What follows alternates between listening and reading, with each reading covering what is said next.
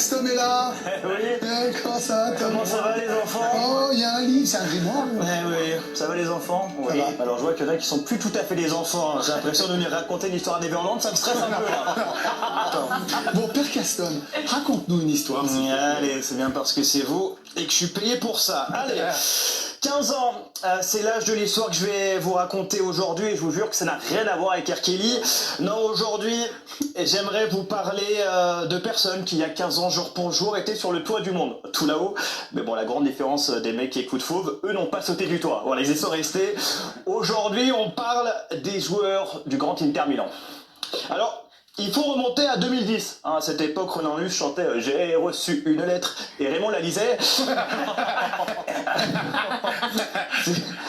C'est surtout une grande année pour le football, hein. Plus particulièrement en Italie, dans le pays de la pasta, de la pizza et des cris de singe.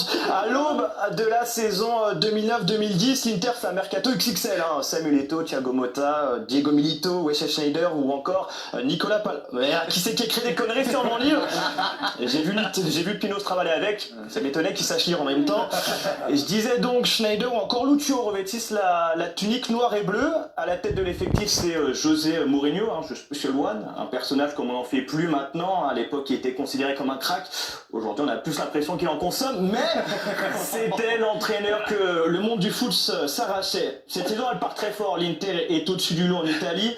Il termine avec 10 points d'avance sur la Juventus à une époque où le championnat n'est pas encore diffusé par équipe, mais par MCS. Vous vous souvenez pas de ma chaîne sport?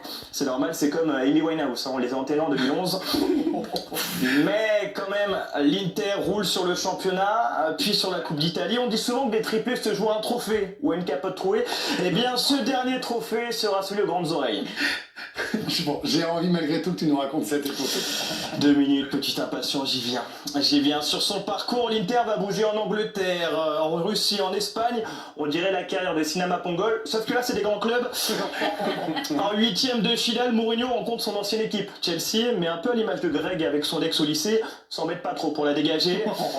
En quart de finale, l'Inter va retrouver Moscou, mais bon, l'image de 2025 côté russe, ça bombarde sans trop de précision, et l'Inter passe sans prendre le moindre but. Les voilà donc dans le dernier carré. Vient alors les demi-finales où les Interistes retrouvent les Barcelonais, et les Barcelonais, ils ont 2 rêves. Le premier, c'est que l'arrête de venir se vider les coronets, ça Delmar. Non, 6h24. Je parle en espagnol.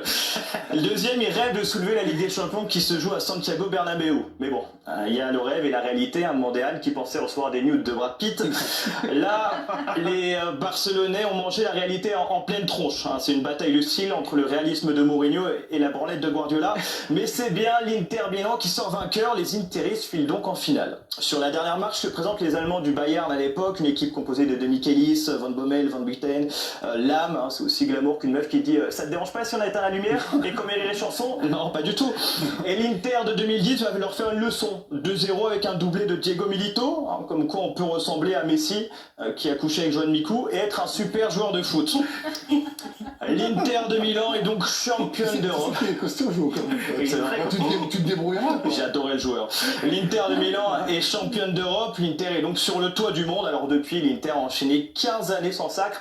Mais dans 10 jours, ils auront à nouveau la possibilité de gagner contre un ancien de la Catalogne. Mais bon, ça, c'est une autre histoire. Allez, bonne soirée les enfants, bonne soirée Raymond. Allez, bravo. C'est pour ça. Je pense qu'on va finir dans un logo en bas.